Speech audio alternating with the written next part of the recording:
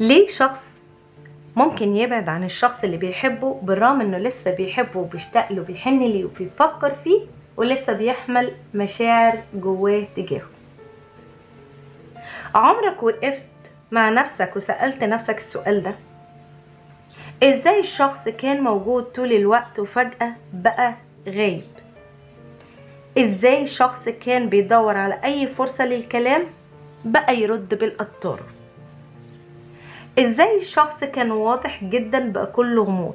والاغرب من كل ده ان قلبك من جواك حاسس ان الحكاية مش بالبساطة دي، حاسس ان لسه في حاجة مستخبية، حاسس ان الصورة بالنسبة لك مش كاملة.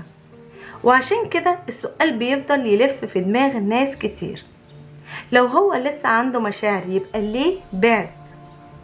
ولو اختار البعد يبقى هل ده معناه ان المشاعر انتهت بالفعل؟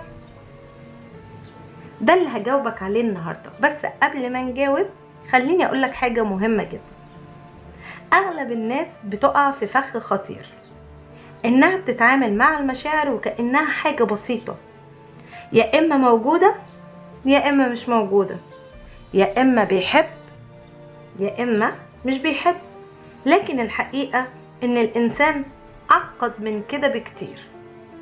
ممكن شخص يحب ويخاف، ممكن يشتاق ويكابر، ممكن يفكر وما يتكلمش، ممكن يكون جواه كلام كتير جدا لكن عمره ما بيقوله. وعشان كده مش كل ابتعاد معناه انتهاء للمشاعر، لكن برضو مش كل مشاعر معناها ان العلاقة هتكمل. ودي اول حقيقة لازم نفهمها، لان ناس كتير جدا بتربط بين الحاجتين. اول ما تسمع ان شخص ممكن يكون لسه بيفكر وبيشتاق ولسه متأثر بالعلاقة تفتكر انه اكيد هيرجع.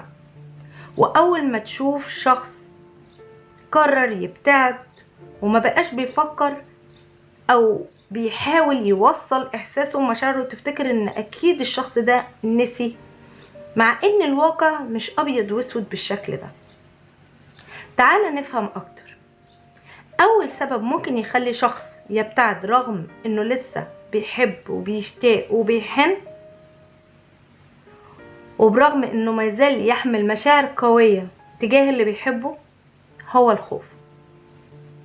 وانا عارفة ان الكلمة دي ممكن تكون بسيطة بالنسبة لك، لكن لو فكرت فيها هتكتشف ان ورا تصرفات اشخاص كتير جدا هو الخوف.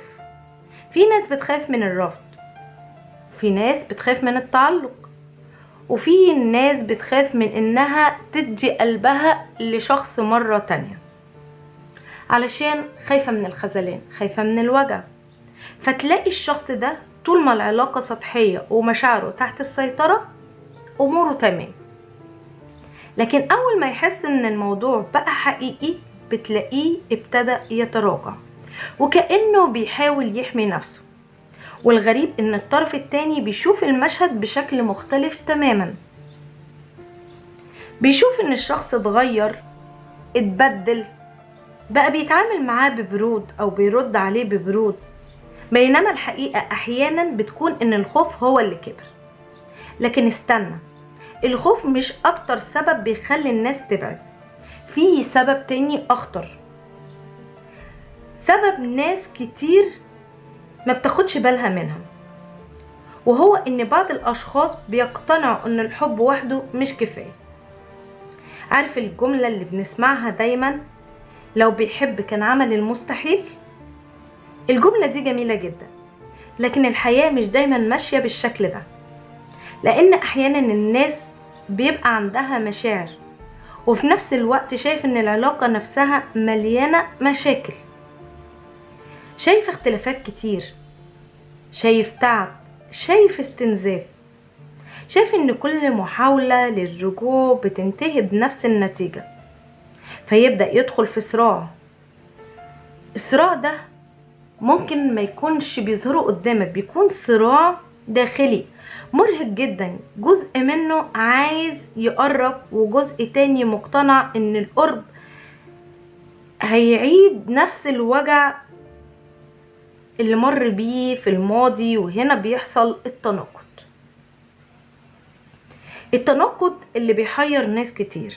ازاي شخص شكله مشتاق وفي نفس الوقت بعيد؟ ازاي شخص متأثر وفي نفس الوقت ساكت؟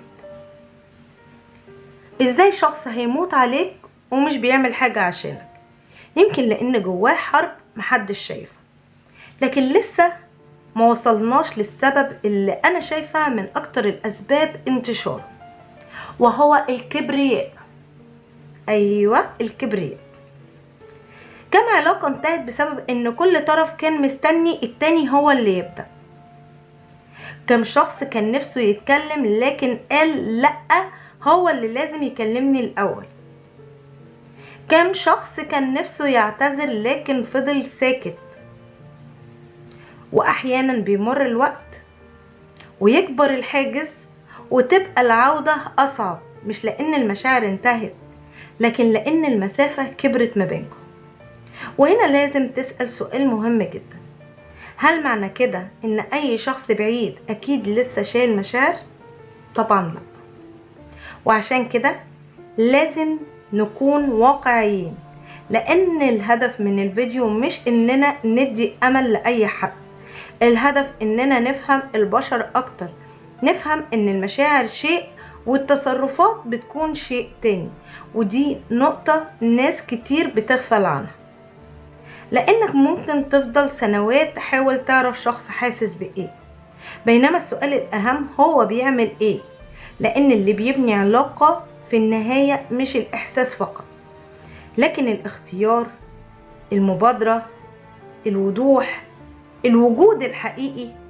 عشان كده لو سألتني هل ممكن شخص يبتعد رغم انه مازال يحمل مشاعر، هقولك ايوه ممكن. لكن السؤال الأهم من كده: هل المشاعر دي تحولت لأفعال؟